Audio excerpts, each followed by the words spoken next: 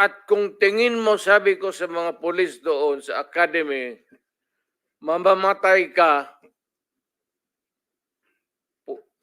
barilin mo. Barilin mo sa ulo. Patayin mo at least one less criminal in the community.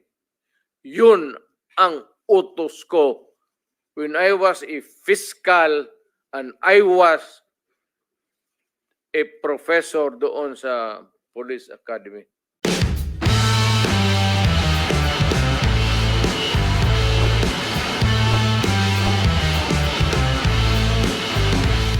Colleagues, we are going to give the President the first priority now to give us his opening statement.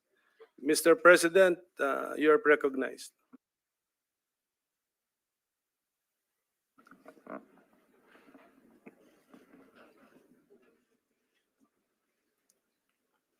Before anything else, Senator, I'd like to thank the committee for inviting me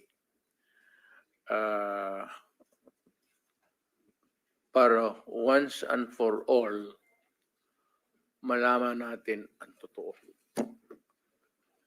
So, I would like to request sa inyo na huwag ninyo akong ituring president or kaibigan. Treat me as a witness and tignan natin kung lalabas yung totoo. So, with your permission, at maraming salamat po sa inyong lahat for inviting me. I'd like to start. My mandate as President of the Republic was to protect the country and the Filipino people. Do not question my policies because I offer no apologies, no excuses. I did what I had to do. And whether you believe it or not, I did it for my country. The war on illegal drugs is not about killing people. It is about protecting the innocent and the defenseless. The war on drugs is about the eradication of illegal substances such as shabu, cocaine, heroin, marijuana, party drugs, and the like, as a menace which ruins people, families, communities, and relationships, and tears apart the social fabric which binds society together in peace, harmony, and brotherhood. It is not unlike slogans which serves as calls for a better future, such as the war on waste, war on corruption, and war against climate change. I have always viewed people addicted to illegal drugs as victims and patients requiring medical help and not as criminals. That is why when the war on drugs slogan came into being,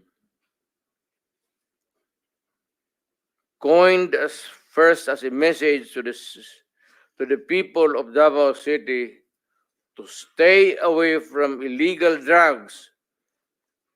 But at the same time, I had a drug rehabilitation facility constructed in Davao City, a city government expense. manned by Davao City government doctors, psychiatrists, nurses, and health workers, among others, to look after the complete rehabilitation of those addicted to illegal drugs. I believe then,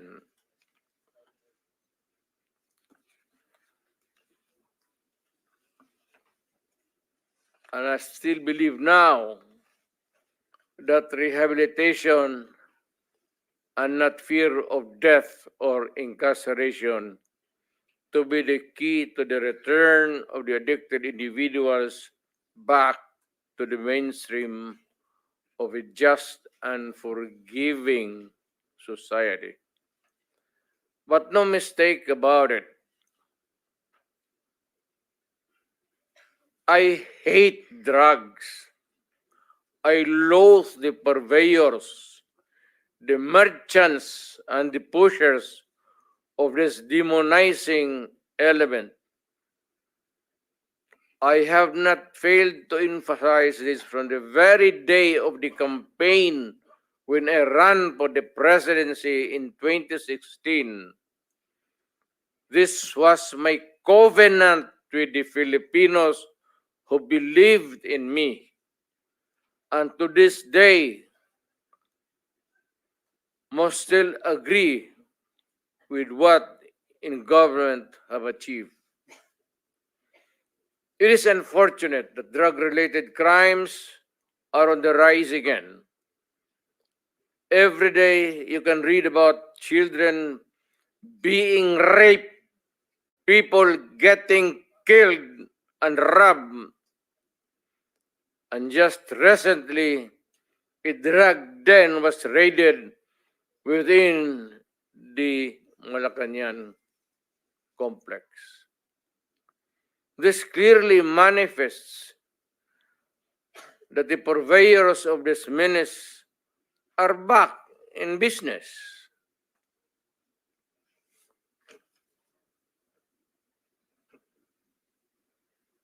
Ano? Gawain na. The Filipinos are anxious and distressed. Self-preservation is still the first law of nature. It is instinct. It is recognized in our laws as self-defense.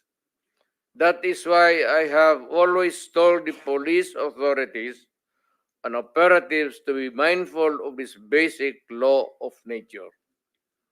However, I tell them not to abuse their authority and power. And hindi ko talaga pinayagan yung abuso ng pulis o sundalo kailanman sa buong buhay ko. And as mayor for so many years and as president. In the guise of protecting themselves. But when your very life is placed at risk, and it can be snuffed out in a matter of seconds, then and only then must you act accordingly. Repel the aggression only in self-defense. Alam mo, matagal ako nagturo sa aming bayan sa Police Academy. When I was a prosecutor,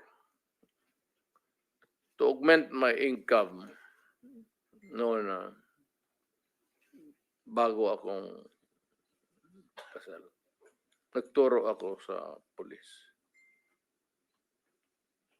Ang sinabi ko talaga sa kanila, when you are arresting a criminal, you are not supposed to request him to surrender. Rather, you have to overcome the resistance. However, pag ayaw, it's the duty of the police is to overcome the resistance kung ayaw mag-surrender. At kung may baril, at kung tingin mo, sabi ko sa mga pulis doon sa academy, mamamatay ka, barilin mo. Barilin mo sa ulo. Patayin mo at least one less criminal in the community.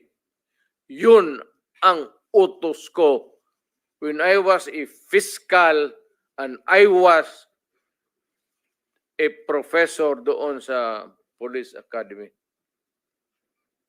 Yun ang turo ko sa kanila. No quarters given, no quarters asked. Criminal ito.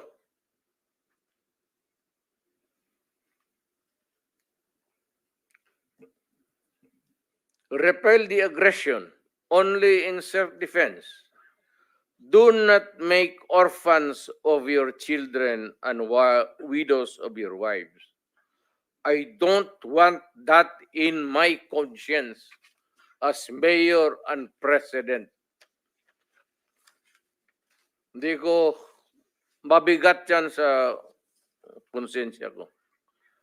I have warned, but before that, my job as president was never easy, and it was not meant to be. I have tried to do the best I can to address the problem of illegal drugs firmly and without compromise. For all of its successes and shortcomings, I and I alone take full legal responsibility sa lahat na nagawa ng mga pulis pursuant to my order. Ako ang managot. At ako ang makulong. Huwag yung pulis na sumunod sa order ko. Kawawa naman. Nagtatrabaho lang. Yun ang gusto kong sabihin sa Pilipino at mabuti niyaya ninyo ako dito. Once and for all, yan ang gusto kong sabihin sa tao.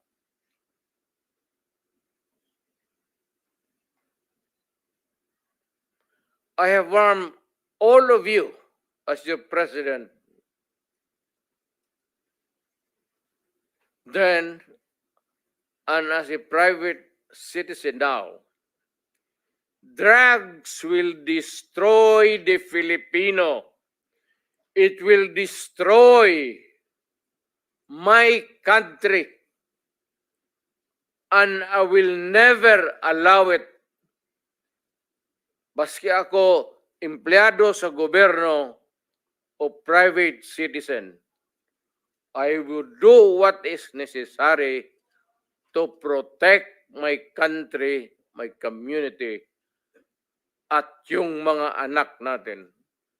This is a matter of principle. At papagkamatayan ko yan. Maraming salamat.